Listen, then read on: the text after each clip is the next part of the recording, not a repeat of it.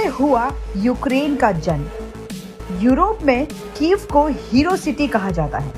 दुनिया का ये पहला शहर है जहां द्वितीय युद्ध के बाद रूस में कम्युनिस्ट के सत्ता में आने के बाद बस 3 साल में 1919 से 1921 के बीच 16 बार सत्ता बदली, कब्जा और आजादी का खेल खेला गया।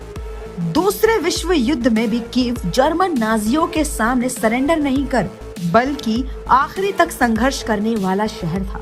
कीव सोवियत संघ का ये एक बड़ा मात्र शहर था जो 85% तक नाजियों से संघर्ष में बर्बाद हो गया था, इसलिए इसे हीरो शहर यानी बहादुरों का शहर कहा जाने लगा। रूस आज भी यूक्रेन को 1654 वाला ही समझ रहा है, जब पहली बार कीवियन को रूस के एक शासन में लाने की बात हुई थी। ये जनवरी 1654 में पोरियास्लाव शहर में पोरियास्लाव परिषद के रूप में हुई थी, इसलिए पहली बार यूक्रेन को देश के रूप में मानने की शुरुआत हुई। पोरियास्लाव संधि को धीरे धीरे खत्म कर रूस ने यूक्रेन पर कब्जा कर लिया। ये अब भी स्वायत्त देश के नाम पर यूक्रेन पर कब्जा करना चाहता है। कुछ लोग इसे पुतिन का सपना भी मानते हैं कि कीवियन रूस प्रजाति के देश रूस, यूक्रेन और बेलारूस एक रहे। यूक्रेन और रूस स्वाभाविक और परंपरागत साथी रहे हैं। आज भी यूक्रेन की एक बड़ी आबादी खुद को रूस से जोड़कर देखती है। यही रूस की ताकत भी है।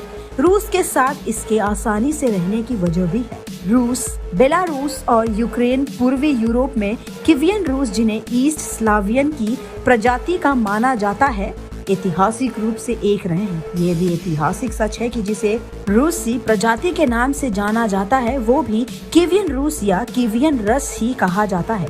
रूस की जिद है कि यूक्रेन रूस दोस्त देश बन कर रहे और यूरोप अमेरिका इसे पोलैंड की तरह स्वतंत्र लोकतांत्रिक देश के नाम पर नाटो देश बनाकर रखना चाहते हैं।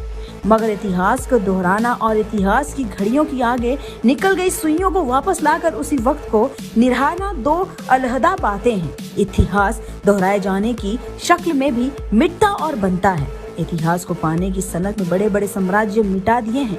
यूक्रेन और रशिया के इसी जंग से लेकर अब तक के इतिहास को बागी फोर में दिखाया जाने वाला है। टाइगर श्रॉफ इसमें यूक्रेन वासी दिखाए जाएंगे, लेकिन वो रूस में रहते होंगे। उन्हें रशिया में रहकर अपने लिए ज्यादा अवसर दिखते हैं, लेकिन वहीं उनके माँ बाप अपनी जन्मभूमि यूक्रेन से जुड़े हुए हैं। इसमें राजनीतिक लड़ाई झगड़े के साथ साथ एक लड़के के सफल होने के अवसर चुनने के साथ से लेकर आर्थिक, मानसिक सभी विचारधाराओं को बागी फोर में दिखाया जाएगा। तो इस तरह ही बागी फोर की स्टोरी हो सकती है। आपका इस बारे में क्या ख्याल है, हमें कमेंट में जरूर बताइए। हम फिर मिलेंगे एक नई वीडियो के साथ। तब तक खुश रहे और सेफ रहे।